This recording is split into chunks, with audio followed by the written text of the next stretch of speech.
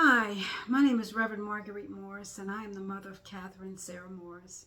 Catherine came into this world on Sunday, March 11th, 1990, and she left this world on Sunday, May the 6th, 2012. Catherine's died from carbon monoxide poisoning from grills lit in her car. Her death was acted upon as a suicide before her body was removed from the vehicle. Officers Googled the matter, determined in their minds that it was a suicide, and her case was actually closed within 48 hours in 2012. So in 2020, we were finally granted a hearing, and from that hearing, a judge issued a 58-page opinion that persons had not done their job, and her death is now ruled actually under the law named after her, the Catherine Morris Death Reclassification Act.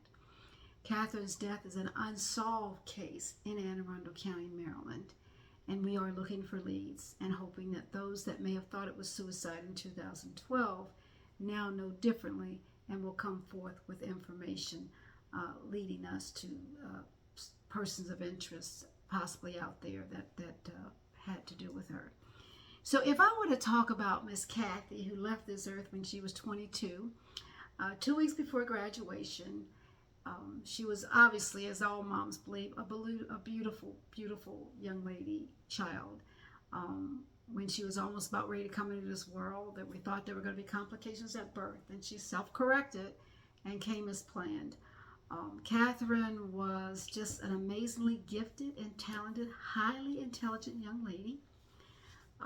She loved dogs, and we have videos of her dressing her dogs in clothes, and hilariously loved puppies. She loved children. She volunteered in daycare centers, and she was actually getting her working on her bachelor's in family services.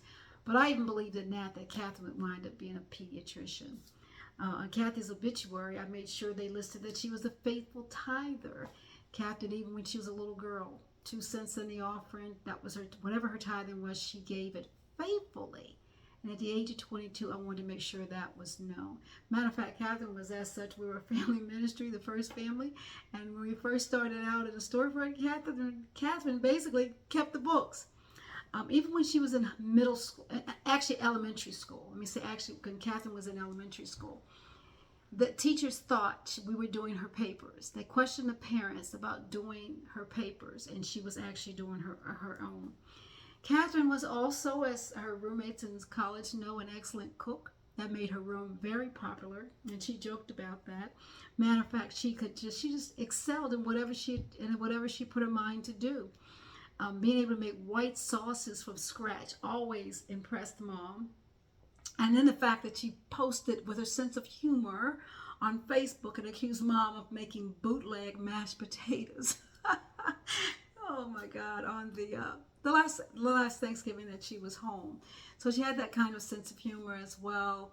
I went to the National Convention actually one year, left her and her boyfriend at the time house sitting, and found out they were trying on hair pieces and dancing to Michael Jackson, doing some video in my kitchen area. And we found that video. We found it very humorous and very comical. Catherine was such a sweetheart. We never even had to have a curfew for her. She was an avid reader. Absolutely. I think that's what added to her intelligence. If I were to say a negative thing, is that she was a junkie girl. Everyone will attest to that. She was actually the youngest of 6. She had 5 older half-sisters and brothers. And junkie, not dirty, just a junkie room and a junkie car, as many can attest. And even when we go in here and I would, as a little girl, take everything out, they just always sent her gifts in the mail, so the room became cluttered again. Again, she got rated at the top of her class. She was actually so intelligent that Catherine would put puzzles together face down. Not looking at the pictures, she would put them together face down. I've got a few notes here. She was also a daddy's girl. Her and Dad were, walking cheek to cheek, and he passed away the year after she did, and I believe that it was from a broken heart, so we had a double lose. Catherine, even in all of that, in her passing, she was passionate about people in her living, and in her passing, her death affected so many. And as a matter of fact, there was a House Bill 565 that was started 34 years ago.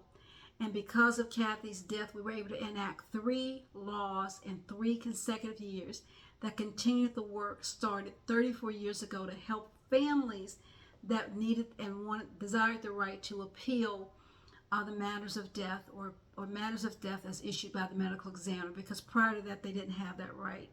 And Catherine's case actually first closed the loop that the state could use to deny those families that appeal. Then it enlarged the time for that appeal. And then Catherine Moore's the Reclassification Act opened the door to others to have their cases reclassified.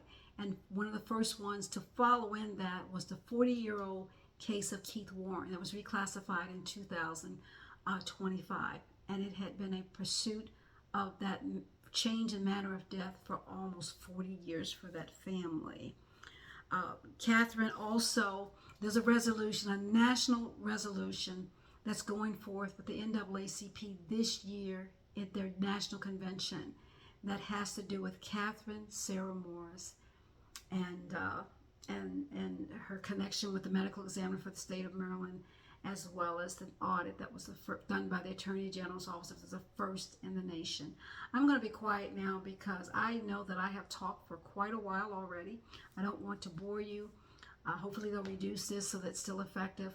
But if you want to find out more, you can go to forkathysake.com. That's FORKATHYSSAKE.com. And you can see more about Catherine Morris and us. So again, I have used her life. In her life, she impacted many, and in her death, we have been able to help keep people across the state and eventually across this nation. So thank you for listening in, and thank those that are putting this project together. And God bless you, and take care.